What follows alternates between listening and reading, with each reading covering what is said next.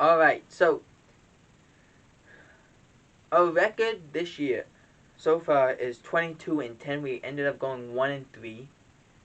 Now, I understand the Chiefs are playing the Giants today. So, the Chiefs are still the Chiefs actually went up. They're favored by 10.5. I'm picking the Chiefs versus the Giants to finish Week 8 on a high note. And either by tomorrow we will be 23-10, or by tomorrow we'll be 22-11. But going through the games of this past week, the Packers beat the Cardinals 24-21. The Cardinals, to me, made a lot of mistakes. They couldn't really run the ball. The Packers had 3 drives in the second half because they just controlled the clock so much. But the Cardinals missed throws. They had a deep ball that would probably have gone to touchdown to Christian Kirk, where Murray just overthrew him. Obviously, the fade route to A.J. Green. That A.J. Green doesn't turn around to look for the ball because it's a running play, but they decide to throw it because it is one-on-one on a fade route, but A.J. Green doesn't look for the ball, and it ends up getting intercepted by Rasul Douglas, who was on the practice squad 2 weeks prior for the Cardinals. So it's very disappointing that they're not going to be undefeated. The Cowboys beat the Vikings 20-16. In this game, we really saw how good this Cowboys defense is. They did not get turnovers. They had to deal with adversity with the penalties. There were so many penalties. So many bad calls. They called roughing the passer on Terrell Basham. It was not roughing the passer. Chris Collinsworth, Al Michaels, and even Terry McCauley, the rules analyst, was like, that's not roughing the passer. He did nothing wrong. He had the one step. He took that one step. He didn't take another step. He was fine. He did everything right.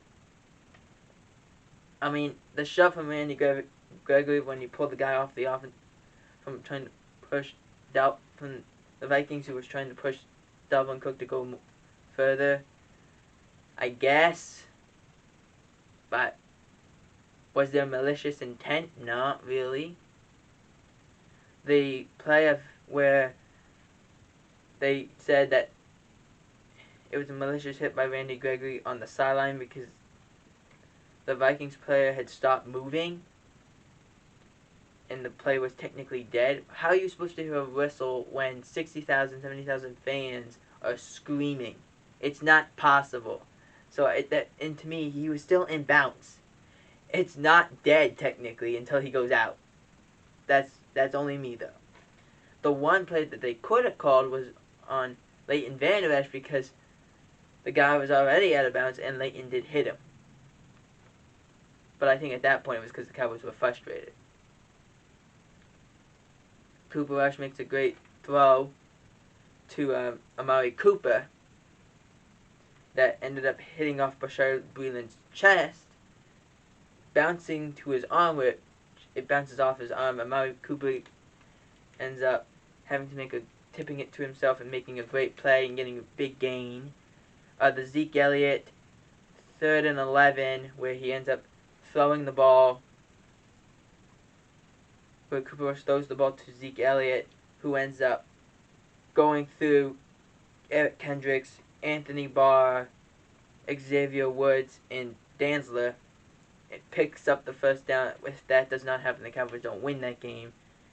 And also, Amari Cooper, who had a little bit of a grab in his hammy, came back on the field, scores the game-winning touchdown.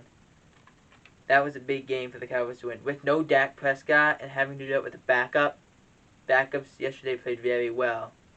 And it's Halloween, anything can happen. And it surely did. Better backups won these games, and that was very shocking. Saints beat the Buccaneers 36-27. Jameis Winston could be out for the year, most likely out for the year with an ACL injury.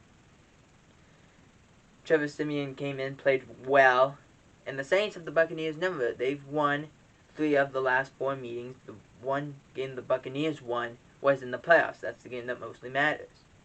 Win in the playoffs, get to the Super Bowl, win the Super Bowl. That's how you got to do this. But the Saints in the regular season, for the last 2 years in a row, entering yesterday's game, have won and swept the Bucs in the regular season. Can they do it again for a third year in a row? The New England Patriots beat the Chargers 27-24. It was a good game.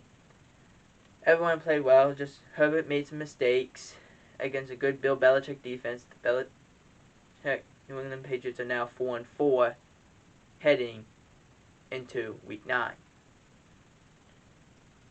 Now entering to Week 9, the Cowboys face the Broncos. The Cowboys are favored by 7.5. Now, this is a key moment to talk about. Dak Prescott did not play against the Vikings. Probably could have. He was there in the beginning of pregame. He went on the first bus. They did a workout. He looked good. He looked really good. He didn't look like there was any pain. But they decided to deactivate him anyway. So, I predict if the Cowboys still find a way to, if Dak plays, this goes up to past 7.5, the Cowboys will win this game. Because the Broncos barely beat Taylor Heineke and the Washington football team, which are not very good. The Cowboys will win this game. The score will be, if Dak Prescott plays, 31-20. If Dak Prescott does not play, the score will be 20-14. New England Patriots will face the Carolina Panthers, potentially without Sam Darnold, who was injured. P.J. Walker ended up having to come in. The Panthers are getting +3. That makes sense if Sam Darnold does not play, and even if he does, he's never been good against Bill Belichick. But if he doesn't play, it explains a lot. But who knows? Anything can happen. I'm taking the Patriots because the Panthers haven't been good. So I'm taking the Patriots to win. Score's going to be 28-14. Raiders vs. Giants. I know the Giants play tonight.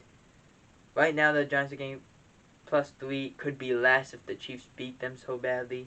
Raiders have been playing very good since they lost John Gruden. So I'm going to take the Raiders. The Raiders are hot right now, and they're going to continue to stay hot. The Raiders are going to win against the Giants. Score is going to be 31-20. Packers vs. Chiefs. Chiefs are -3. It will probably be less if they lose to the Giants, because the Packers are very good. This is a Sunday afternoon, 4:25 on Fox game. I see the Packers winning this one. If Devontae Adams plays and Alan Lazard plays, there's no way the Chiefs can beat them.